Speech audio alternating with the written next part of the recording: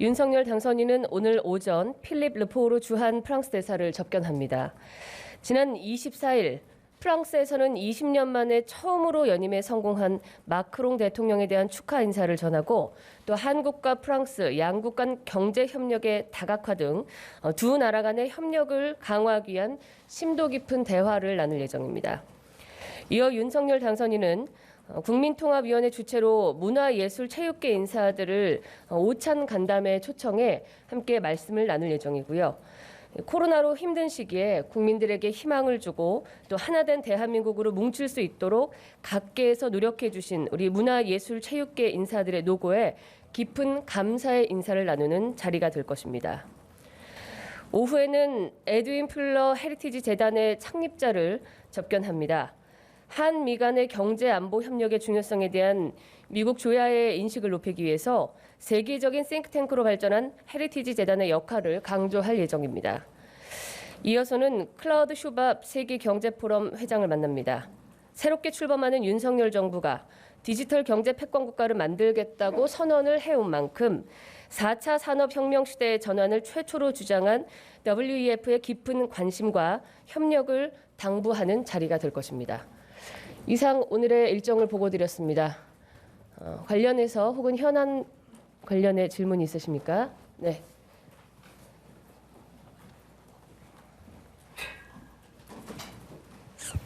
네, 뉴스토마토 임주신입니다. 안녕하십니까? 네, 민주당이 오늘 본회의를 열어서 검수완박법을 처리할 예정인데 윤 당선인의 입장이 궁금하고요. 이 본회의를 통과하면 윤 당선인이 손을 못 쓰게 되는데 이에 대해서 따로 대응책이 있으신지도 궁금합니다.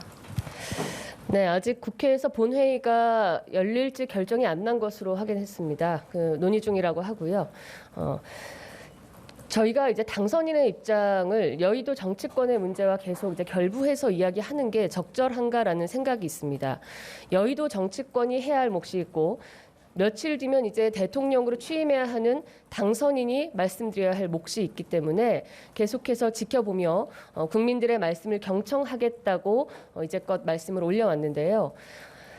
이 검수 완박 법안에 관해서 많은 국민들께서 혹시 우리 민생에 직접적인 영향 그리고 날로 고도화되는 이런 사회적 약자나 소수자들을 향한 그런 잔혹한 범죄들로부터 우리를 지킬 수 있을까 하는 그런 두려움, 이런 것들에 대한 많은 심도 깊은 논의와 함께 형사사법체계 개편이 이루어져야 한다는 여론도 풍부하게 조성되고 있는 것으로 알고 있는데, 이 지점은 당선인이 아니라 여의도 정치권에서 조금 더 서두르지 말고 심도 있게 논의해서 국민들께서 원하시는 답변을 도출해내야 한다고 생각을 합니다. 당선인의 입장은 이렇게 가름하겠습니다. 그러면 통과가 됐을 때 따로 대응 방안이 있나요? 국회에서의 일은 국회에서 대응을 해야겠지요.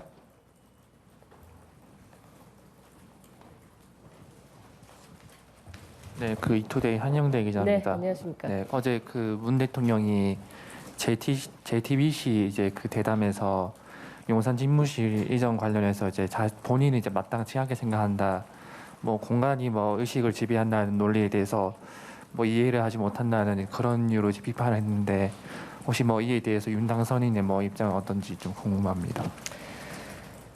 당선인이 이제 당선을 한 직후에 문재인 대통령과 청와대에서 만나셨을 때 두 분 간에 그 집무실 이전에 대한 대화가 있었고, 아마 그것은 백브리핑을 통해 이미 취재진들께서 공유하셨으리라고 알고 있습니다.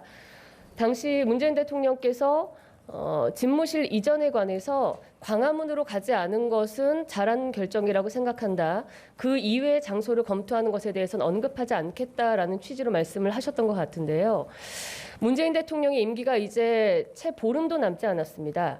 얼마 남지 않은 이 퇴임의 시점에 이르신 만큼 대통령으로서 국민과 또 우리 헌법 가치를 수호하는 여러 가지 모든 일에 더 관심을 가지고 그 책무에 집중해 주실 거라고 믿고 또 부탁을 드리고 싶습니다.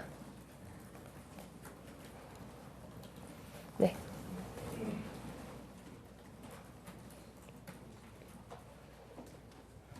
네, 아까 말씀해 주시긴 했는데요. 오늘 당선인이 오후에 이제 클라우스 슈바프 세계경제포럼 회장 만나는데 조금 더 구체적으로 어떤 주제로 이야기할지 정해진 게 있을까요? 아까 제가 소개해드린 대로 이제 양국 간의 4차 산업혁명에 대한 여러 논의들, 세계적인 논의들에 대해서 심도 깊은 대화를 나눌 예정인데요. 구체적으로 어떤 안건을 가지고 이야기할지에 대해서는 이 자리에서는 말씀을 드리기가 좀 어려울 것 같습니다. 저도 문 대통령 대담 관련 질문인데요. 대통령께서 이제 선제 타격이다 그런 것들은 버르장머리 없다라는 표현은 지도자로서 적절하지 않다 이렇게 말씀하셨는데 그거에 대한 당선인의 생각 좀 여쭙습니다. 이제 조금 전에도 말씀을 드렸지만 임기가 며칠 남지 않으신 현직의 대통령과 또 그 임기를 이어받아 안정적이고 새롭게 태어나는 대한민국을 만들어야 하는 차기 대통령 간의 그 말씀들을 저희가 만담을 주고받듯이 일일이 대꾸할 수는 없는 노릇입니다. 다만 문재인 대통령께서 그 남은 임기 며칠 동안 국민만 생각하시면서 본인의 책무를 다해 주시기를 다시 한번 부탁을 드리겠습니다.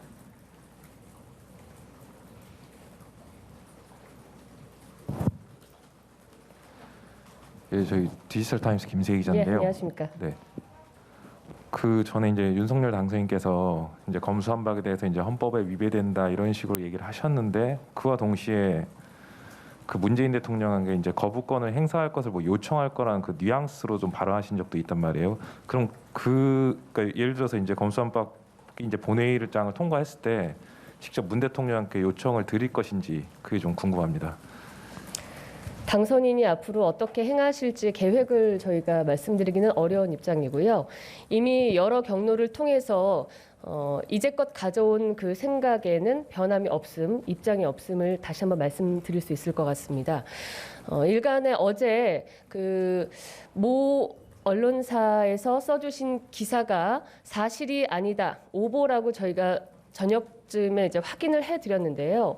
시중에 출처가 확인되지 않은 많은 정보들이 생산되고 그것이 마치 당선인의 입장인 듯이 가름되어서 말씀이 나가는 것은 굉장히 위험한 일이라고 생각합니다.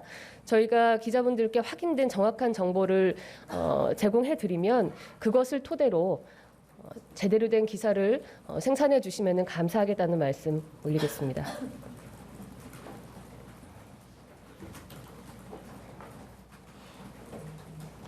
예, 말씀 주십시오. 안녕하세요. 아시아경제 금보령입니다. 예, 안녕하십니까. 그 취임식에 기시다 총리를 초청을 한 건지 그리고 해외 정상 가운데서 취임식 참석 의사를 밝힌 곳들은 좀 어딘지 알고 싶고요. 그리고 그 윤 당선인이 대통령실 규모를 기존의 30%라고 하는 좀 보도가 있었는데 이거 관련해서도 좀 확인 여부 부탁드리겠습니다. 일단 외교상의 문제를 저희가 먼저 언급해 드릴 수 없는 점 양해 부탁드리고요. 취임식을 준비하는 우리 취임 준비단에서 향후 어떤 모습으로 여러분께 개봉을 할 것인지에 대한 또 브리핑이 있을 거라고 생각을 합니다. 이 점은 그 부분으로 남겨두도록 하겠습니다. 대통령실 그 직제에 관해서도 많은 말씀들이 있는데요. 윤석열 정부가 추구하는 대통령실은 국민의 민생을 빠르게 살펴보고 효율적으로 그리고 능력 있게 운영해 나갈 수 있는 실무형 대통령실입니다. 그것을 어떤 몇 %라는 쿼터를 정해놓고 그곳에 맞는 인원수로 사람을 채우는 것이 아니라 유능하고 효율성 있는 대통령실이라는 기조 아래 지금 인선을 하고 있기 때문에 조금만 기다리시면 불과 이제 보름도 남지 않았기 때문에요. 그 모습을 알 수 있으시리라 봅니다. 말씀 주십시오. 네, JTBC 최수연입니다. 안녕하십니까. 네, 한독수 총리 인사청문회가 결국은 법정 시한 넘겨가지고 미뤄졌는데요. 이게 계속 더 미뤄질 경우에는 장관 재청권을 갖는 입장에서 초기 내각에 되게 문제가 생길 것 같은데 앞으로 어떻게 할지 대응이라던가 이런 좀 고려하시는 부분이 있으십니까? 그 또한 이제 국회의 몫인데요. 여의도 정치권의 몫이기는 하지만 총리를 지금 임명하는 문제는 사실은 새 정부가 들어서면서 안정적으로 국정 운영을 이어가는 그런 기로에 있는 중요한 문제입니다. 지금 문재인 정부와 민주당이 국민들이 기대하는 안정적인 새로운 대한민국으로 나아가는 이 길목에서 잘 협조해 주시리라고 생각하고 믿고 싶고요. 또 부탁을 다시 한번 거기도 드려야겠습니다.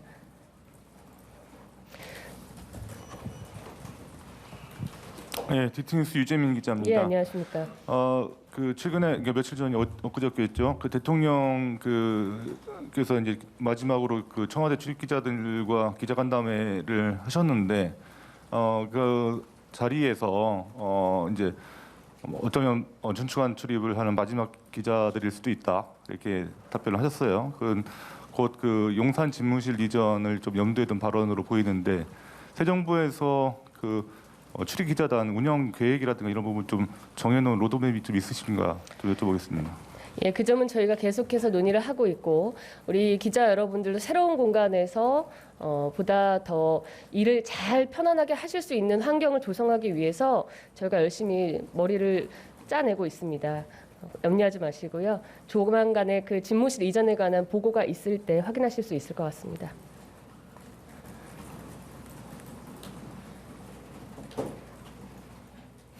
예, 마지막으로 질문 한 분만 더 받고 정리하도록 하겠습니다. 예, 아주경기 이성이라고 합니다. 예, 안녕하십니까. 오늘 12시 오찬에 참석하시는 분들 대충 어떤 분들이 있는지 좀 궁금하고 지금 대통령실 발표가 늦어지는 게 당선인께서 한 명 한 명 다 확인하면서 지금 낙점을 하고 있다 그런 보도가 있던데 그것도 확인 좀 부탁드립니다. 예, 오찬 참여하는 문화예술체육계 인사들에 대한 안내는 브리핑이 끝난 후에 저희가 서면으로 해드리도록 하겠습니다. 제가 두 번째 질문 말씀 주신 걸 제대로 못 들었는데요. 당선인께서 한 명 한 명 다 체크하면서 지금 대통령실 관계자를 낙점하고 있다. 그것도 늦어지고 있다는 거. 아, 네. 그 인선의 과정과 내용에 대해서는 저희 또한 확인할 수 없고요. 당연히 대통령실의 구성원이기 때문에 당선인께서도 보고를 받으실 거고요. 김대기 비서실장 내정자와 함께 지금 인수위에서 열심히 논의 중인 것으로 알고 있습니다. 오늘 브리핑 마치도록 하겠습니다. 고맙습니다.